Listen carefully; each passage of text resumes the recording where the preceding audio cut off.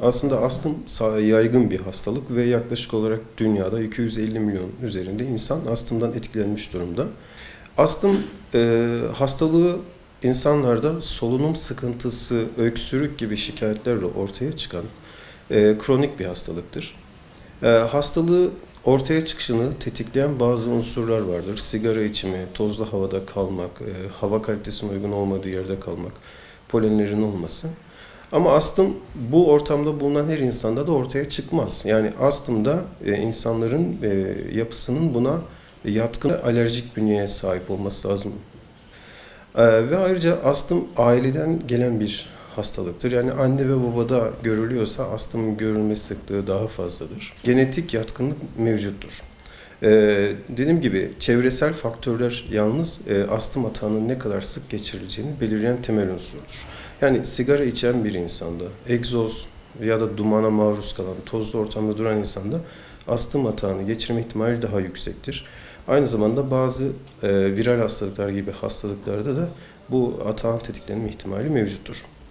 Astım yalnız her insanda çok yoğun, çok sıkıntılı geçmez. Kimisi çok hafif, kimisi orta düzeyde, kimisi çok ağır bir şekilde geçirir.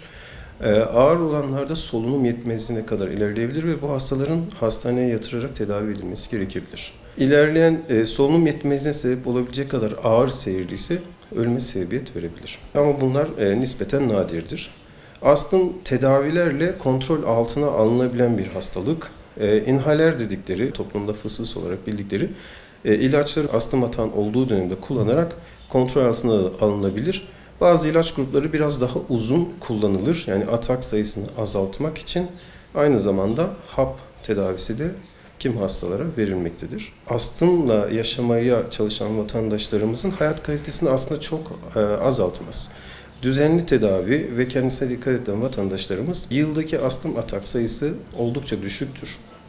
Bu anlamda hayat kalitesini belirgin bir derecede düşürmez ama tedavi uyumsuzluğu olan ve uygun olmayan çevresel koşullara sahip insanlarda maalesef bu ataklar hayat kalitesini düşürebilir. Çocukların şikayetlerini anlatamaması ve vücutlarının oksijene daha fazla ihtiyacı olabileceği nedeniyle daha erken dönemde doktora götürülmesine fayda vardır.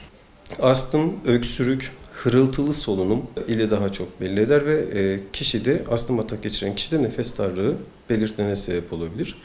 Balgam miktarında bazen artış görülebilir ama çocuklarda hırıltılı solunum daha belirgin bir belirtidir. Aynı zamanda öksürükte gözlenir. Astım genetik özellikleri olan kronik bir hastalıktır. Yalnız astım atak sayısının ne kadar olacağını kişinin içinde bulunduğu çevrenin ne kadar uygun olduğu belirler.